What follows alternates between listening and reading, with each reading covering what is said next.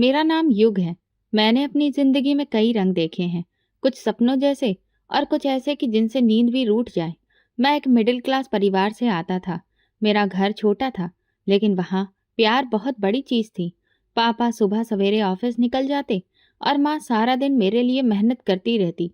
उनकी एक ही इच्छा थी, मेरा बेटा पढ़ लिख कर बड़ा आदमी बन जाए, इज्जत कमाए, दुनिया में उसका नाम हो। मैं भी कुछ ऐसा ही चाहता था, शायद इसलिए कि मैं अपने माँ-बाप की आँखों में वो सपने देख लेता था जो उन्होंने खुद कभी देखने की हिम्मत नहीं की। मैंने पढ़ाई को अपनी जिद बना लिया था। छोटे से स्कूल से शुरू हुआ सफ़र कॉलेज तक पहुंचा तो हर दिन मेरे लिए एक नई जिद और मेहनत बन जाता। जब मैं यूनिवर्सिटी पहुंचा तो लगा कि अब जिंदगी बदलने वाली है। मैंने खुद से वादा किया था, युग, कुछ भी हो, हार नहीं माननी है। लेकिन वक्त हर रोज एक नया थप्पड़ मारता। पढ़ाई का दबाव, महंगाई, फीस भरने की फिक्र, कभी-कभी तो लगता कि सब कुछ छोड़ दूं। पापा अक्सर शाम को थके हारे आते और कहते, बेटा पढ़ ले, हमारे पास तो कुछ है नहीं, बस तेरी पढ़ाई ही हमारा सहारा है। मैं चुप रहता, लेकिन अंदर से टूटने लगता। मैं उन्हें कैसे बताता कि अब जिंदगी सिर्फ किताबों में नहीं, हर कदम पर एक नई जंग है। कई बार रात को मैं चुपके से रोता, माँ को खबर भी नहीं होती। मेरी क्लास में अक्सर लड़के लड़कियां महंगे मोबाइल, ब्रांडेड कपड़े और कारों में आते थे। वो सब कुछ मेरे पास नहीं था, लेकिन मेरी किताबों में जो सपने थे उनका कोई मोल भी तो नहीं था। मैं अपनी फीस के लिए कभी दोस्तों से बात करके उन्हें नोट्स बेचता, कभी कोचिंग देता, पैसे जोड़कर छोटे छोटे सपने पूरे करता, लेकिन फिर भी कोई कमी सी लगती। एक दिन यूनिवर्सिटी में एक नई बात चल पड़ी। किसी ने कहा, रिया तो बहुत अमीर है, उसके पापा का बहुत बड़ा बिजनेस है। मैंने ये सब सुना, लेकिन चुप रहा, पर अंदर ही अंदर खलबली सी मच गई। रिया, वही लड़की जो हमेशा खामोश रहती, साफ सुथरी और आत्मविश्वास से भरी हुई, वो किसी बिजनेस टाइकून की बेटी थी। मेरा दिल जैसे चौंक उठा। पहली बार मेरे दिल में लालच ने जन्म लिया। मैंने खुद से झूठ बोला, क्या पता किस्मत का दरवाजा यही हो। और मैं उस दरवाजे पर दस्तक देने लगा। मैंने धीरे धीरे रिया से दोस्ती बढ़ाई। हमारी शुरुआत बहुत साधारण थी, जैसे कोई औपचारिकता। वो हमेशा शांत रहती, क्लास में ज्यादा किसी से बात नहीं करती थी, लेकिन जब बोलती थी तो हर शब्द संजीदा होता। मैं बस एक नज़र उसके पर्स और गाड़ी पर डाली थी, और मेरे दिल में एक ख्याल पनप चुका था। उसके पास वो सब कुछ था जो मैं बरसों से चाहता था। वो वही जिंदगी जी रही थी जिसका मैं सपना देखा करता था।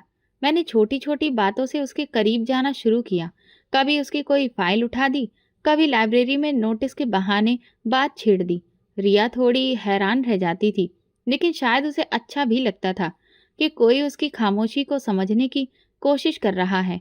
एक दिन यूनिवर्सिटी की कैंटीन में मैंने पूछा, रिया, तुम अक्सर अकेली रहती हो, इसकी कोई खास वजह? उसने कंधे उचकाकर कहा, बस मैं ज्यादा लोगों पर भरोसा नहीं करती।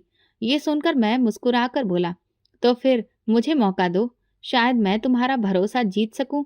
रिया ने एक लम्हे के लिए मुझे ध्यान से देखा, फिर पहली बार खुलकर मुस्कुराई। शायद वही लम्हा था जब उसने मुझे अपने दिल के करीब आने दिया। मैं जानता था ये सब एक खेल है, लेकिन खेल जीतने के लिए चाल चालाकी से चलनी होती है। अब हम अक्सर साथ दिखने लगे, कैंटीन में चाय पीते, लाइब्रेरी में ग्रुप स्टडी करते, और कभी कभार क्लास के बाद लंबी चहलकदमी। इस दौरान रिया ने खुद ही बताया, मेरे पापा का कपड़ों का बहुत बड़ा बिजनेस है, वो ज्यादातर वक्त दुबई में रहते हैं, मैं उनकी इकलौती वारिस हूँ। मैंने सादगी से सिर हिलाया, जैसे मुझे कोई दिलचस्पी ही ना हो, लेकिन अंदर से निश्चिंत था कि मैं बिल्कुल सही रास्ते पर हूँ। वक्त बीतता गया और रिया ने मुझ पर भरोसा करना शुरू कर दिया। एक दिन मैंने उसे यूनिवर्सिटी के गेट पर एक महंगी गाड़ी से उतरते देखा। ड्राइवर उसके लिए दरवाजा खोल रहा था। वो सफेद सलवार सूट में सजे आराम से उतरी, मेरे पास से गुजरी तो बोली, चलो आज बाहर खाना खाते हैं, तुम्हारी पसंद की जगह। मैंने हैरानी जताई, इतना खर्च क्यों करना? उसने मुस्कुराकर कहा, खर्च तब होता है जब दिल ना चाहे। हम रेस्टोरेंट के उसी हिस्से में बैठे जहां अमीर लोग बैठा करते हैं। मैंने सोचा, युग, अब तुम बहुत करीब आ चुके हो, बस एक कदम और। मैंने अपनी पर्सनैलिटी को ठीक वैसा बना लिया जैसा वो चाहती थी, समझदार, सुलझा हुआ और सबसे बड़ा वफादार। और वो वाकई मेरी बातों में आ चुकी थी। एक दिन उसने कहा, युग, अगर मैं अपने दिल की बात बताऊं तो तुम मुझसे दूर तो नहीं हो जाओगे? मैंने उसकी आंखों में देखकर कहा, कभी नहीं। रिया बोली, मुझे तुमसे मोहब्बत हो गई है। मैंने उसका हाथ थाम कर कहा, रिया, मैं भी तुम्हें खोना नहीं चाहता। लेकिन अगला मोड़ ऐसा था जिसकी मुझे उम्मीद नहीं थी। रिया ने अपने पापा से हमारे रिश्ते की बात कर दी। उसने बताया कि उसके पापा बहुत सख्त हैं, लेकिन वो किसी के सामने झुकने वालों में से नहीं है। उसने मेरे लिए हर हद पार कर दी। कई दिन घर में झगड़ा हुआ, यहाँ तक कि उसके पापा ने कहा, वो एक मामूली खानदान का लड़का है, तुम होश में तो हो? रिया ने जवाब दिया, अगर वो मामूली है तो मैं भी एक आम लड़की हूँ। मुझे युग से शादी करनी है। आखिरकार दबाव और बेटी की जिद के सामने उसका बाप झुक गया। हमारी शादी सादगी से हुई, लेकिन इसके बाद की जिंदगी बिल्कुल भी साधारण नहीं थी। बड़े से बंगले में दाखिल होते ही मुझे ये महसूस हुआ कि मैं वाकई में अब कुछ बन गया हूँ। हर तरफ नौकर, गाड़ियाँ, महंगे सूट और एक ऐसा रुतबा जो कभी सपने में भी नहीं देखा था। रिया हर वक्त मेरे साथ खड़ी होती, हर काम में मेरी सलाह ली जाती, हर फैसले में मेरी मौजूदगी जरूरी समझी जाती। शुरुआत के दिन बहुत खुशहाल बीते। मुझे बिजनेस की मीटिंग्स में ले जाया गया, फैक्ट्री के दौरे करवाए गए, जरूरी क्लाइंट से मेरी पहचान करवाई गई। रिया के पापा कभी गंभीर नजरों से मुझे देखते तो कभी खामोशी से सिर हिला देते। मैं उनकी नजरों में वो मुकाम पाना चाहता था जो वो रिया के लिए रखते थे, लेकिन शायद वो जानते थे कि मैं वो नहीं जो दिखता हूँ। एक शाम अचानक रिया के पापा की तबीयत बहुत ज्यादा बिगड़ गई। उन्हें हार्ट अटैक आया। अस्पताल ले जाया गया, लेकिन वो बच न सके। सब कुछ जैसे पलक झपकते ही बदल गया। बंगले में खामोशी छा गई और रिया का चेहरा सफेद पड़ गया। मैं उलझ गया। मुझे दुख तो हुआ, लेकिन इस दुख के साथ एक अजीब सा एहसास भी था। अब ये सब कुछ मेरा है। कुछ ही दिन बाद वकील ने बताया कि रिया के पापा ने अपनी सारी जायदाद, फैक्ट्रियां, बैंक अकाउंट्स और पूरा बिजनेस रिया के नाम पर कर दिया है, और रिया ने सब कुछ मेरे नाम कर दिया। अब आप ही सब कुछ संभालेंगे सर? वकील ने फाइल बंद करते हुए कहा।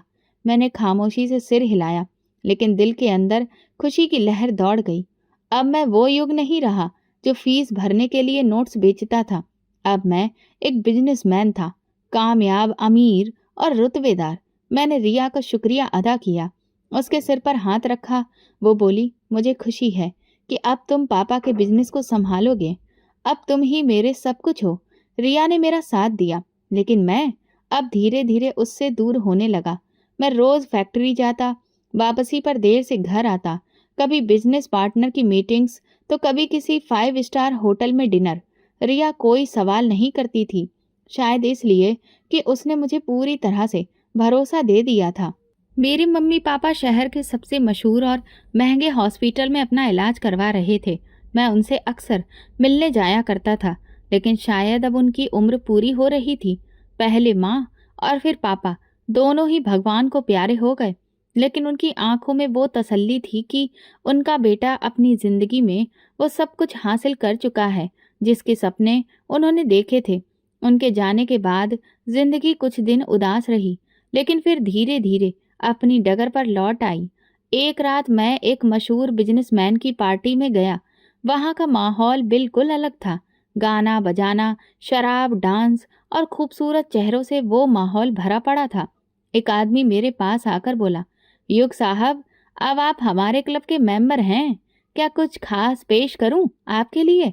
मैंने नजरें फेरते हुए पूछा, क्या है? वो बोला, बस आइए और खुद देख लीजिए। वो मुझे एक आलीशान कमरे में लेकर गया, जहां म्यूजिक थोड़ा धीमा था, लेकिन चेहरों पर रोशनी भरपूर पड़ रही थी। वहां एक मेज पर कुछ लड़कियां बैठी थीं। वे खूब हंस रही थीं और उनके जाम से जाम टकरा रहे थे। मेरे लिए खास मेज रखी गई थी। मैं उनके पास ही बैठ गया। पहली बार मेरे हाथ में जाम आया, जिसे अब तक मैंने सिर्फ दूसरों के हाथों में देखा था। एक लड़की मेरे करीब आकर बोली, युग साहब, आप हमारे नए मेहमान हैं। मैं हंसते हुए बोला, शायद अब मैं रोज रोज का मेहमान बन जाऊं। वो हंसने लगी और फिर वो रात मेरे लिए एक नया ही दरवाजा खोल गई। अगले दिन मैं फैक्ट्री में लेट पहुंचा। रिया ने पूछा, रात को कहाँ थे? फ़ोन क्यों बंद था? मैंने फ़ोन उठाकर दिखाया। बैटरी खत्म हो गई थी। क्लाइंट के साथ देर तक मीटिंग थी। उसने भरोसा कर लिया। वह हमेशा ही भरोसा कर लेती थी। कुछ दिन बाद मेरी पहचान गौहर जान से हुई। वो एक रुतबे वाली औरत थी, बिजनेस कम्युनिटी में बहुत फेमस, लेकिन उसकी महफिलें अंदरूनी महखानों में ज़्यादा मशहूर थीं।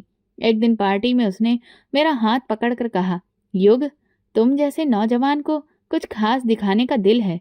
गौहर जान ने मेरे लिए वो दरवाज़ा खोला जिसके पीछे वो सब कुछ था जो मैंने अब तक सिर्फ फिल्मों या कहानियों में सुना था। पहली बार जब मैं उसके साथ उसकी महफिल में गया तो हैरत से ज़्यादा ताज्जुब हुआ।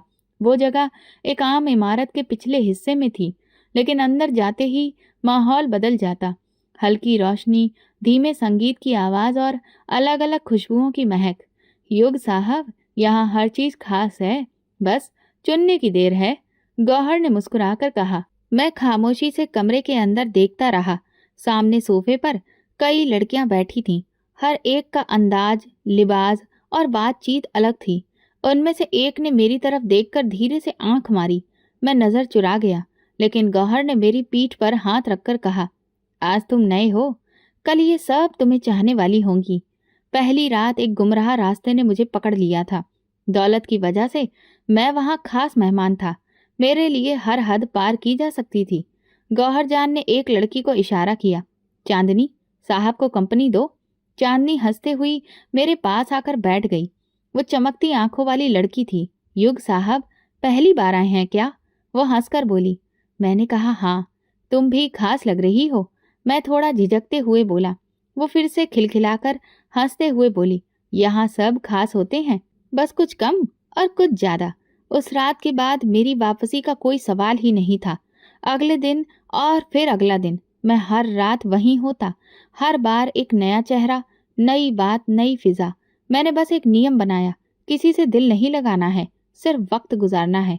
रिया को कुछ भी खबर नहीं थी। वो अभी भी वही पुरानी रिया थी। हर सुबह मेरे लिए, हर रात मेरे इंतजार में आंखें बिछाए बैठी। मैं रोज नया बहाना बनाता। क्लाइंट के साथ था, बिजनेस ट्रिप पर था, देर हो गई। अक्सर वो कहती, युग, तुम बहुत बदल गए हो। पहले तुम छोटी छोटी बातें भी बताते थे, अब तो मुझसे दूर हो गए हो। जिंदगी बदल गई है रिया, सब कुछ बदल गया है। मैं जानता था कि मैं जो कुछ भी कर रहा हूँ वो गलत है, लेकिन उस पल में मेरे लिए कोई भी चीज़ गलत या सही नहीं रही थी, बस मेरी इच्छाएं थीं। गौहर जान अब मेरे रूटीन का हिस्सा बन चुकी थी। अक्सर वो खुद कॉल करती, युग, आज एक खास मेहमान आ रहा है, तुम जरूर आना। एक रात उसने मुझे एक बेहतरीन पार्टी में बुलाया, जहां सिर्फ वीआईपी लोग ही आ सकते थे। पार्टी एक बंगले में हुई, शहर के सबसे महंगे इलाके में। वहां पहुंचते ही फोन बंद करना होता था और चेहरे पर नकाब पहनना नियम था। वहां दाखिल होते ही एक नई दुनिया मेरा स्वागत कर रही थी।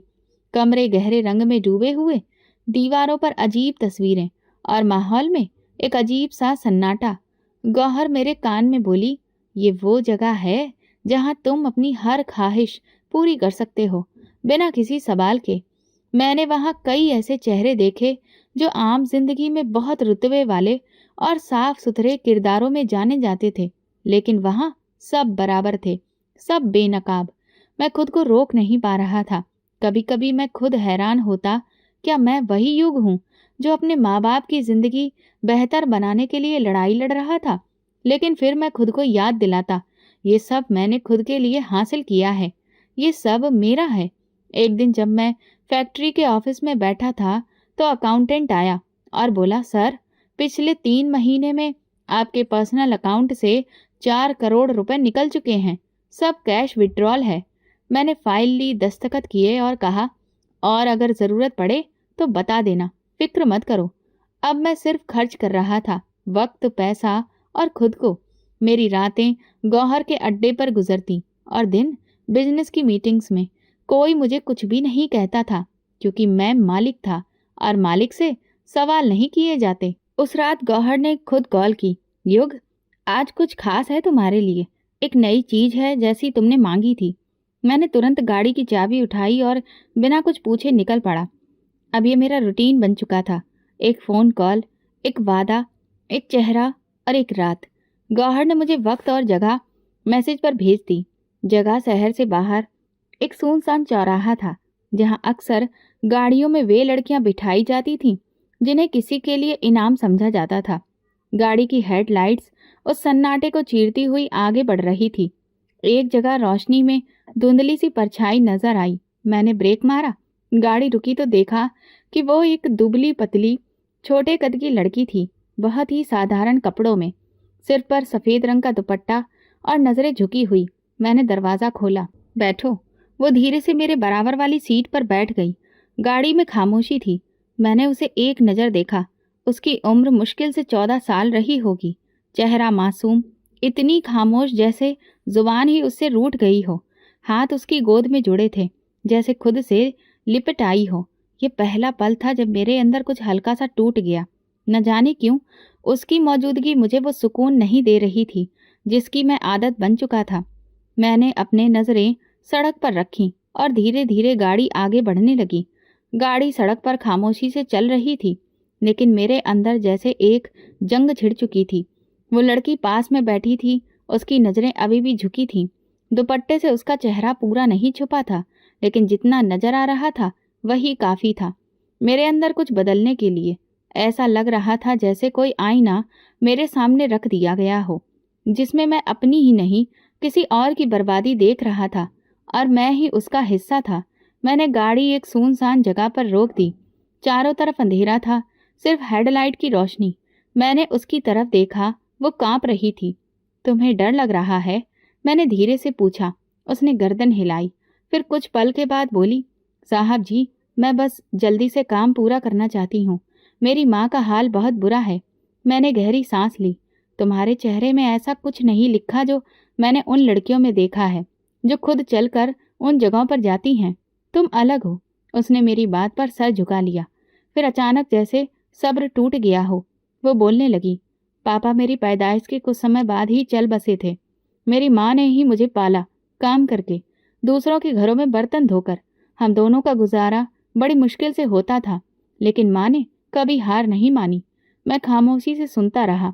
वो बोलती गई। पिछले महीने माँ की तबीयत बिगड़ गई। बुखार, खांसी और फिर सांस लेने में तकलीफ। डॉक्टर ने कहा दवा महंगी है। हमने अपनी जमा पूंजी खत्म कर दी, रिश्तेदारों से मांगा, सबने इनकार कर दिया। आखिर में चाचा के पास गई माँ की दवा के लिए। चाचा ने क्या कहा?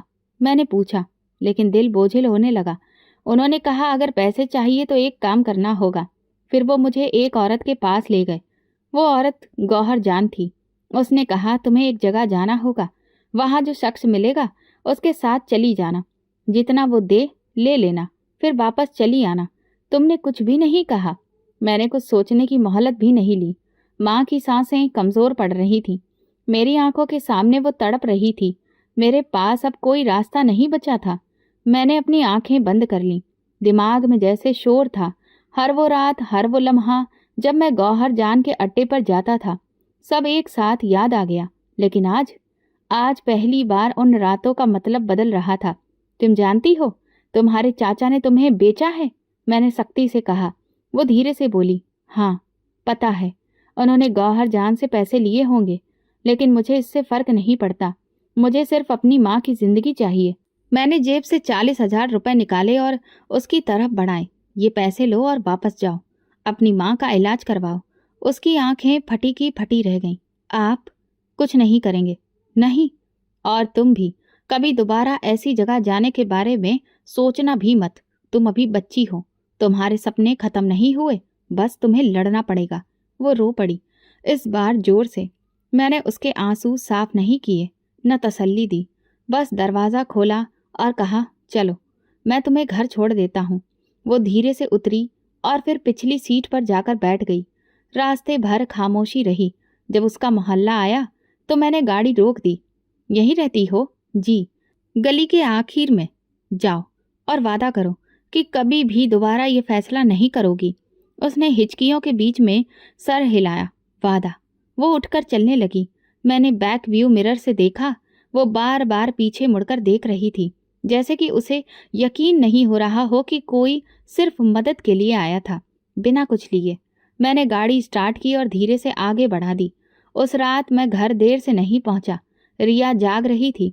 दरवाज़ा खुलते ही बोली, आज जल्दी आ गए। मैंने बस सर हिलाया। हाँ, बस थक गया था। वो मुझे देखती रही। शायद उसे महसूस हुआ कि कुछ बदल गया है। मैं सीधा अपने कमरे में गया और कई घंटे बालकनी से आसमान देखता रहा। न गौहर का फोन आया, न किसी से बात की। बस एक चेहरा बार बार सामने आता रहा, वो साधारण सा डरा हुआ चेहरा, वो सच जो मुझे तोड़ गया था। मुझे नहीं पता था कि एक लम्हा, एक वाक्या इंसान को अंदर से बदल सकता है, लेकिन मैं खुद को वही इंसान महसूस नहीं कर रहा था जो कुछ दिन पहले तक अय्याशी को ही कामयाबी समझता था। अगली सुबह जब मैं ऑफिस पहुंचा तो सब कुछ रोज की तरह था, लेकिन मेरे अंदर कुछ बदल चुका था। कॉन्फ्रेंस रूम में मीटिंग चल रही थी, लेकिन मेरी नजरें सामने स्लाइड पर नहीं थी। खिड़की से बाहर कहीं रुकी हुई थी। कोई बात कर रहा था, कोई हिसाब समझ रहा था, लेकिन मेरी नजर में सिर्फ वो चेहरा घूम रहा था। वो छोटी सी लड़की, वो साधारण से कपड़े, वो कपकपाती हुई आवाज। युग साहब, आप कुछ कहना चाहेंगे? मैनेजर ने सवाल किया। मैं चौंक कर उसकी तरफ देखा, फिर धीरे से कहा, नहीं, सब ठीक है, आप लोग आगे बढ़िए। मैं पहली बार किसी मीटिंग में खामोश रहा था। दिन भर के बिजी शेड्यूल के बाद भी दिल का बहुत हल्का नहीं हो रहा था। शाम को घर वापस आया तो रिया किचन में थी। कुछ देर दरवाजे पर मैं खड़ा रहा। वो सब्जी काट रही थी, कुछ गुनगुना रही थी, जैसे उसे किसी जवाब की जरूरत ही नहीं हो। आज तुम बहुत सुकून में लग रही हो। पता नहीं, लगता है तुम आज कुछ बदले बदले हो। शायद हूं मैं। फिर कोई जवाब नहीं दिया और उसके साथ बैठकर खाना खाया। उसके बाद वो कुछ बोली नहीं, बस मुझे हैरत से देखती रही। अगले दिन जब गौहर ने फ़ोन किया तो मैंने फ़ोन साइलेंट पर डाल दिया। 3 बार फ़ोन आया, लेकिन मैंने नहीं उठाया। और रात को जब गाड़ी निकाली तो गौहर के अड्डे की तरफ रुख करते करते रुक गया। यू टर्न लिया और घर वापस आ गया। ये छोटा सा फैसला मेरे लिए नया था, लेकिन इस फैसले में एक अजीब सा सुकून था। आप आज जल्दी घर आ गए? हैरानी से रिया ने पूछा। बस, कहीं जाने का दिल नहीं था, मैंने खामोश सा जवाब दिया। वो अपनी बात खत्म करके चली गई थी, लेकिन मैं जानता था कि उसके दिल में सवाल उठ रहे हैं। मैं दिनों में कम बोलने लगा और रातों को कम चैन की नींद लेने लगा और धीरे धीरे गौहर के अड्डों से दूरी बनाने लगा। एक बार वो खुद मेरे दफ्तर में आ गई, कहने लगी, युग, क्या हुआ है तुम्हें? तुम वो नहीं रहे जो पहले थे। हाँ, और अब मैं वो रहना भी नहीं चाहता। मैंने बहुत खुश होकर कहा, तुम इतनी आसानी से निकल नहीं सकते। जानते हो, मैं चाहूं तो सब कुछ छोड़ सकता हूं, और वही करने का अब वक्त है। उसके चेहरे पर पहली बार संजीदगी आई, लेकिन उसने कुछ नहीं कहा और उठकर चली गई। लेकिन उसकी आंखों में एक अनजान धमकी थी। मेरे दिल में उसके लिए एक नफरत सी जन्म लेने लगी थी। अब वहां जाने का ख्याल भी मुझे बोझ लगता था, जैसे कि मैं किसी गटर में दोबारा कदम रखने की हिम्मत ना कर पा रहा हूँ। रिया ने मेरी बदलती हालत पर सवाल नहीं किया, लेकिन उसने मेरा हर अंदाज पढ़ना शुरू कर दिया था।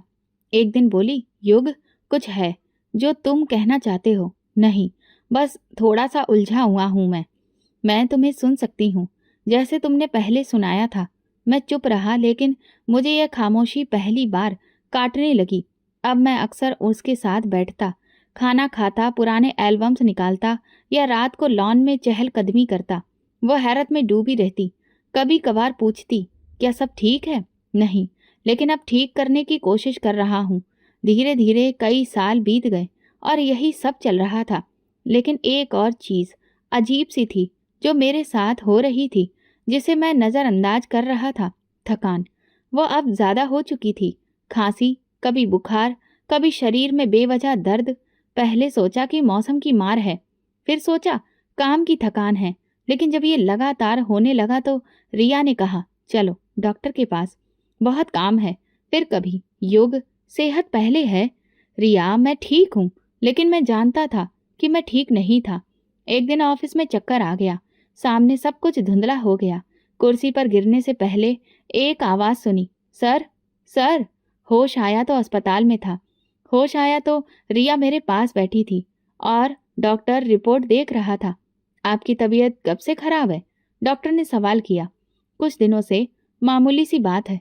मामूली बात होती तो बेहोश नहीं होते आप। हमें और ज़्यादा टेस्ट करने होंगे। रिया ने मेरा हाथ पकड़ा। अब कुछ मत छुपाना युग। मैंने नज़रें चुरा ली। दिल में डर था जो पहले कभी नहीं था। अगले दिन कुछ और ब्लड टेस्ट हुए। डॉक्टर ने कहा हम कुछ इन्फेक्शंस चेक करेंगे। कुछ रिपोर्ट्स कल तक आ जाएंगी।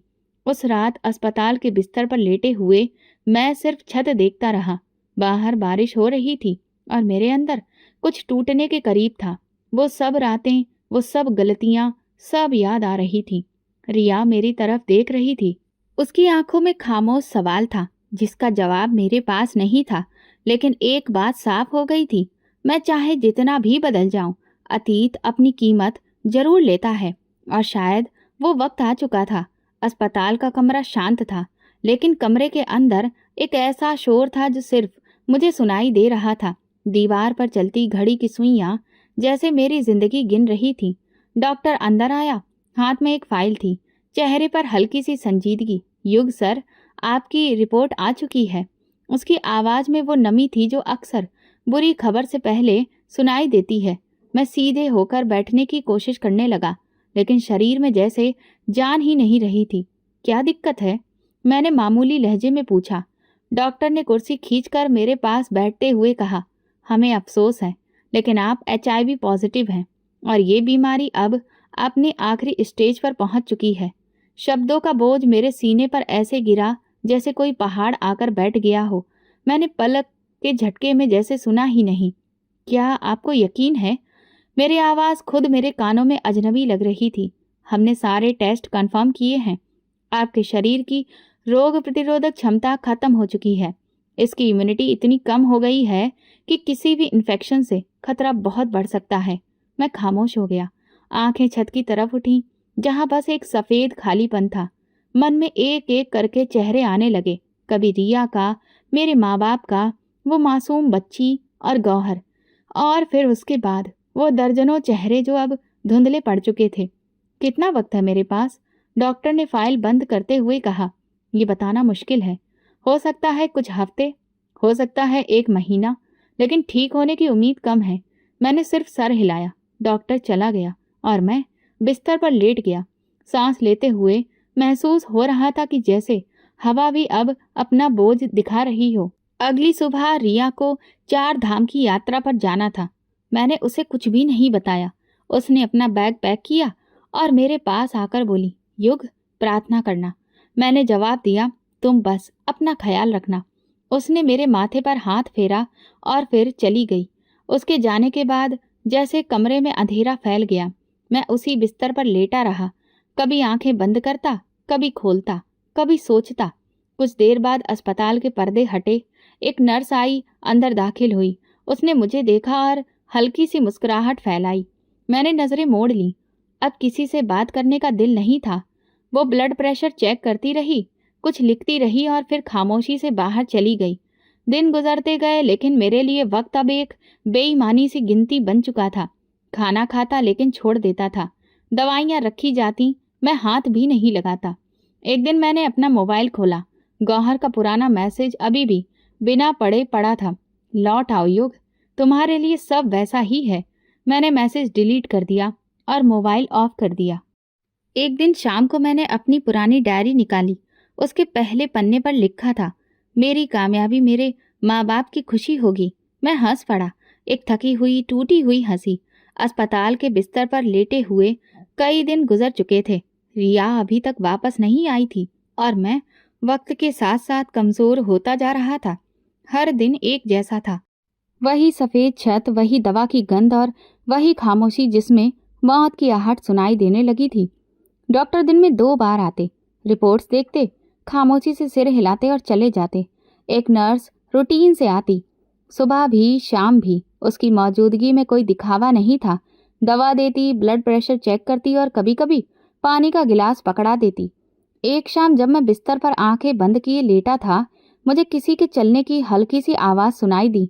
कदमों की आहट जैसे कमरे की दीवारों से टकराकर मेरे दिल तक आ रही थी। आंखें खोली तो वही नर्स सामने खड़ी थी, लेकिन इस बार चेहरा जाना पहचाना लगा। मैंने ध्यान से देखा, एक पल पहचानने में लगा, फिर दिल जैसे रुक सा गया। तुम? तुम वही हो ना? मेरी आवाज़ काँप गई। वो धीरे से मुस्कुराई और सिर हिलाया। जी, मैं वही हूँ। मैं सीधा होकर बैठने की कोशिश करने लगा, लेकिन शरीर में जान नहीं थी। आंखों से आंसू बहने लगे। मैंने तुम्हें इस हाल में नहीं देखा था और मैंने आपको इस हाल में देखने की कभी प्रार्थना नहीं की थी। उसने कुर्सी खींचकर मेरे पास बैठते हुए कहा, तुम यहाँ कैसे? जिस दिन आपने मुझे पैसे देकर वहां से बचाया था, उसी दिन मेरी जिंदगी बदल गई थी। एक एनजीओ वाले हमें वहां से ले गए। उन्होंने मुझे पढ़ाया, अच्छी शिक्षा दी। मैंने नर्सिंग का कोर्स पूरा किया। अब उसी एनजीओ की मदद से इस अस्पताल में काम कर रही हूँ।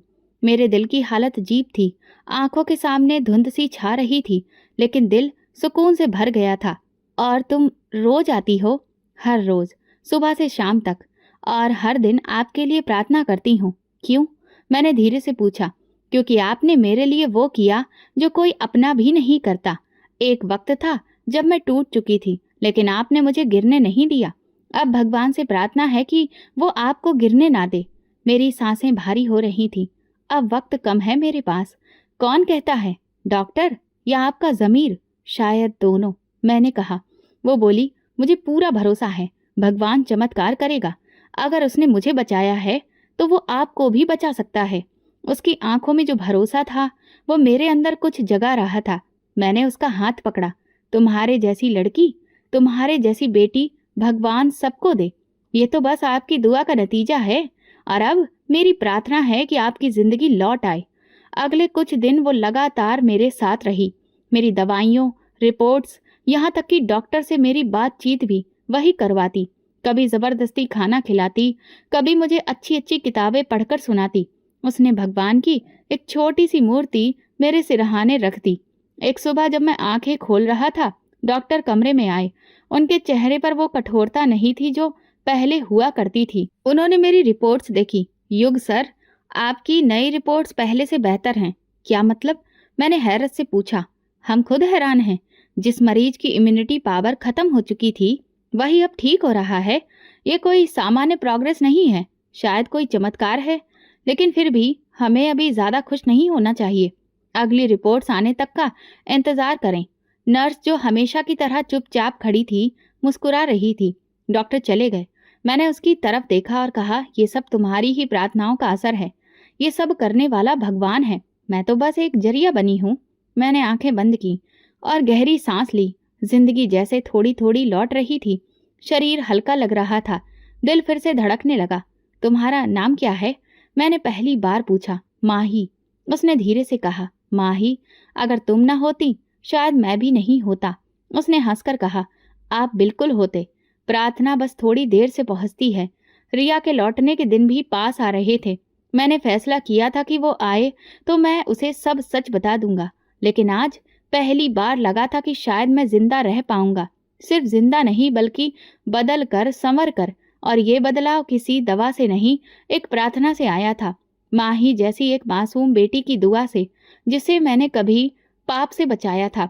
कई दिनों बाद महसूस हुआ कि आवाज सिर्फ आवाज नहीं थी, जिंदगी की नई गवाही थी। नर्स माही, जो हर सुबह मुझे दवा देती थी, अब मेरी जिंदगी में एक नई रोशनी की तरह शामिल हो चुकी थी। कुछ दिन बाद डॉक्टर फिर से आए। पहले तो चुपचाप रिपोर्ट से देखते रहे। कमरे में सिर्फ मॉनिटर की बीप सुनाई दे रही थी। फिर डॉक्टर ने कुर्सी खींचकर बैठते हुए कहा, एड्स के जिस स्टेज पर आप थे, वहां से वापस जिंदगी की तरफ लौटना नामुमकिन जैसा ही था। तो अब आप क्या कहना चाहते हैं? मेरी आवाज अब बहुत ज्यादा मजबूत थी। अब तो मानना पड़ेगा कि वाकई आपकी हालत में सुधार हो रहा है। वायरस का असर कम हो रहा है। शरीर दोबारा खुद को ठीक कर रहा है। माही एक तरफ खड़ी मुस्कुरा रही थी, जैसे उसे पहले से पता हो कि डॉक्टर क्या कहने वाले हैं। डॉक्टर ने आगे कहा, साइंस के नजरिए से देखें तो हमारे पास इसका कोई जवाब नहीं, लेकिन इस रफ्तार से आपकी सेहत में सुधार है, इसे तो चमत्कार ही कहा जा सकता है। मैंने माही की तरफ देखा। वो चुपचाप 2 कदम पीछे हट गई थी। मैं समझ गया, ये उसी दुआ का असर था जिसने मुझे अंधेरे से वापस खींच लिया था।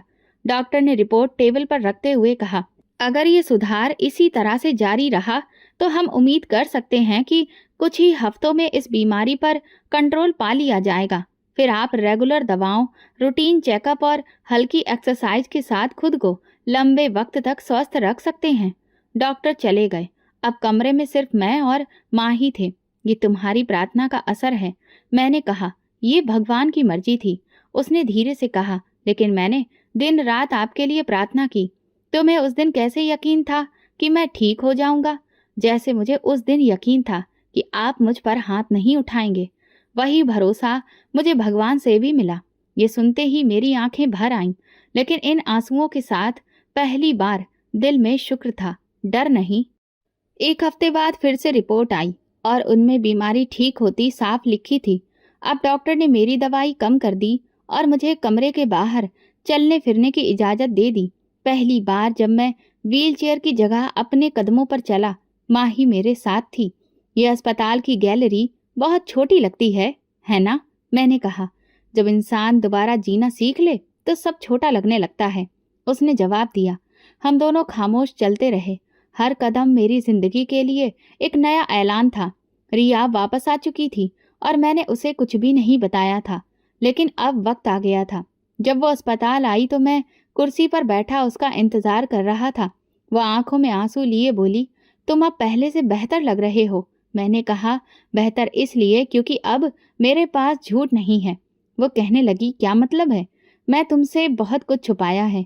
मेरी जिंदगी में वो सब था जो मैंने तुम्हें कभी पता नहीं चलने दिया और ना ही तुमने कभी जानने की कोशिश की। लेकिन अब मैं तुम्हें सच बताना चाहता हूँ, सब कुछ। उसने कुर्सी खींचते हुए मेरे पास बैठते हुए कहा, बताओ। मैंने उसे सब बताया। गौहर, अय्याशी, बीमारी, माही की कहानी। वो खामोशी से सुनती रही, एक शब्द नहीं बोली और ना ही एक आंसू साफ किया। आखिर में बस इतना कहा, अगर भगवान ने ही तुम्हें माफ कर दिया है तो फिर मैं कौन हूँ कुछ कहने वाली। मैंने उसके कदमों में सिर झुका लिया। अगर तुम न होती तो शायद मैं कभी वापस नहीं आता। मैं तुम्हारे साथ हूँ, लेकिन अब तुम्हें खुद को भी साथ रखना होगा। हम दोनों बाहर लॉन में आ गए। सूरज डूब रहा था और रोशनी की लकीरें हमारी आंखों से टकरा रही थीं। कुछ देर बाद माही आई। रिया ने उसे गले लगाया। मैं तुम्हारी शुक्रगुजार हूँ बेटी, माही ने सिर झुकाकर कहा। ये सब आपके पति की पहली भलाई का सिला था।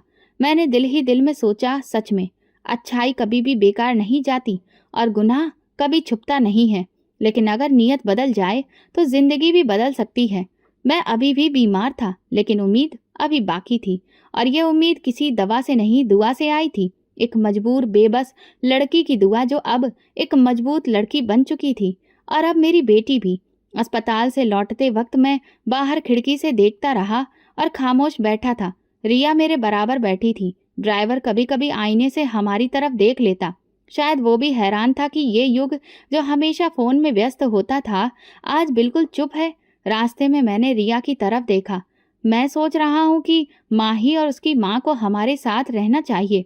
रिया ने तुरंत कहा, मैं भी यही चाहती थी। उन्होंने हमारे लिए क्या कुछ नहीं किया। उसकी माँ बीमार है, वो अभी भी किराए के मकान में रह रही है। मेरे ख्याल में उन्हें यहाँ होना चाहिए, हमारे साथ, सुरक्षित और इज्जत के साथ। घर पहुंचकर मैंने तुरंत ही माही को फोन किया।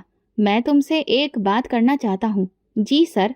नहीं, अब सिर्फ युग कहो और सुनो।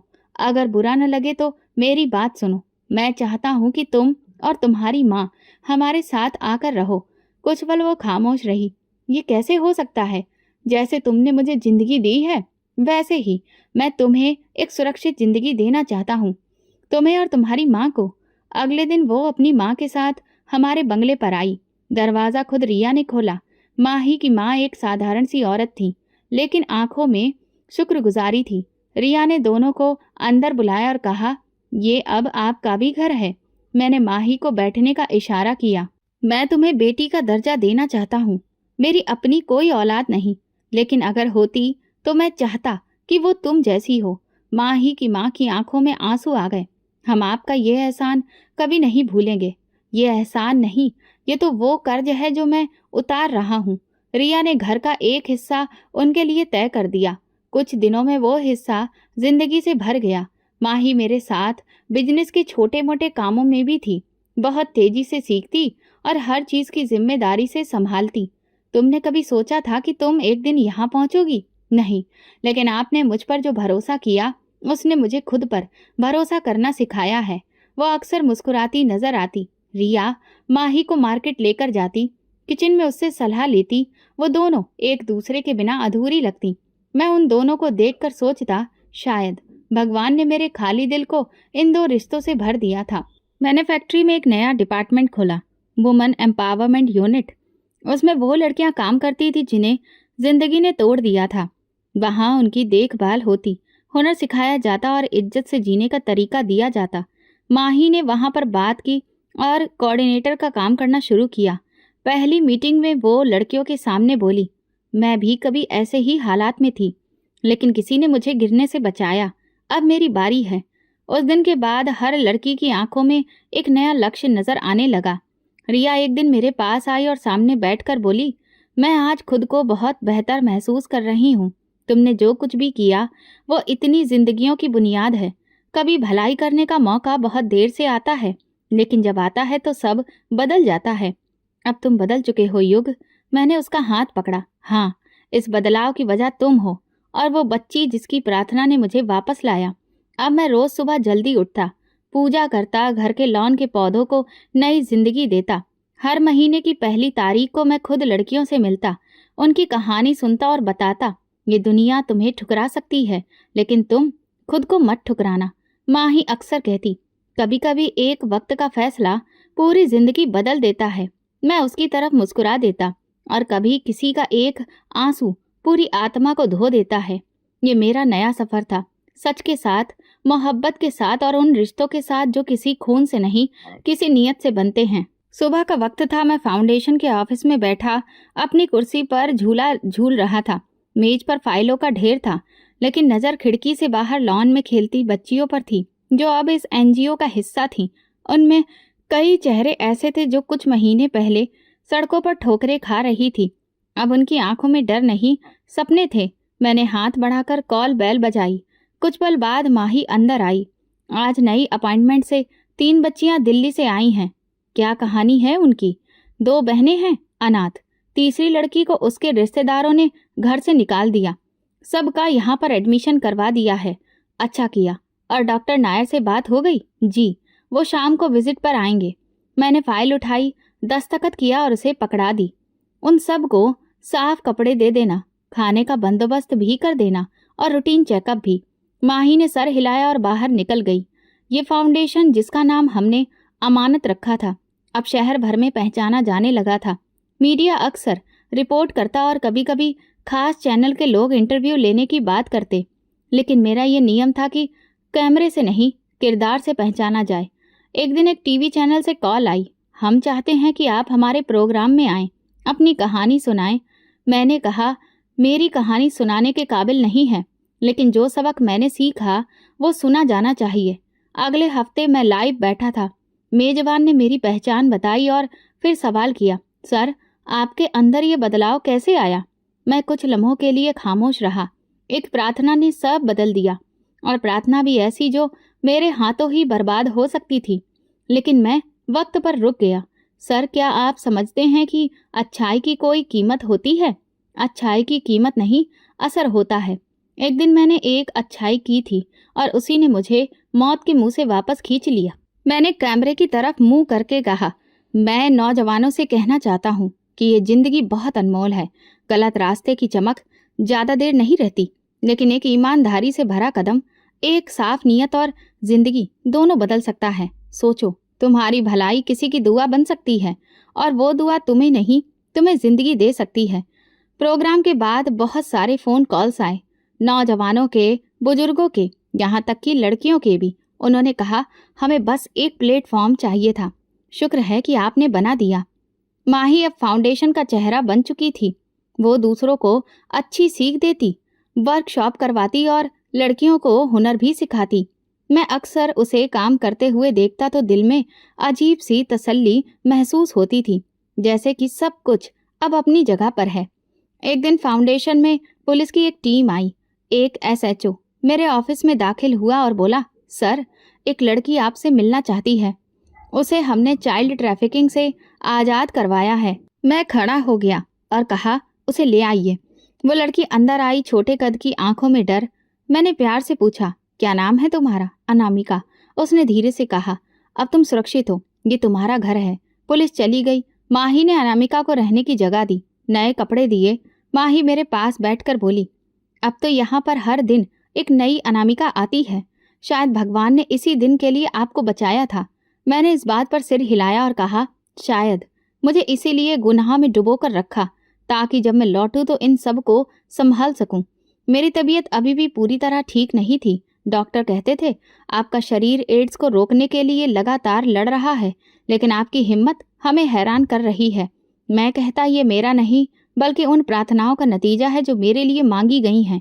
मैं जानता था कि जिंदगी की डोर अभी भी नाजुक है, लेकिन अब इसका मतलब सिर्फ सांस लेना नहीं था, बल्कि किसी के लिए जीने का कारण बन जाना था। मैंने फाउंडेशन के गेट पर एक तख्ती लगवाई और उस पर लिखवाया, ये जगह उन लोगों के लिए है जिन्हें इस दुनिया ने ठुकराया है, लेकिन भगवान ने अपनाया है। और यही मेरे सफ़र की असली कीमत थी, भलाई। तो दोस्तों, अगर आपको हमारी कहानी पसंद आई हो तो प्लीज़ कमेंट करके ज़रूर बताइएगा। इस वीडियो को लाइक करिए और प्लीज़ ज़्यादा से ज़्यादा शेयर करिए। अगर आप मेरे चैनल पर नए हैं तो सब्सक्राइब जरूर करें और नोटिफिकेशन बेल दबाएं, ताकि अगली अपडेट सबसे पहले आपको मिले। धन्यवाद।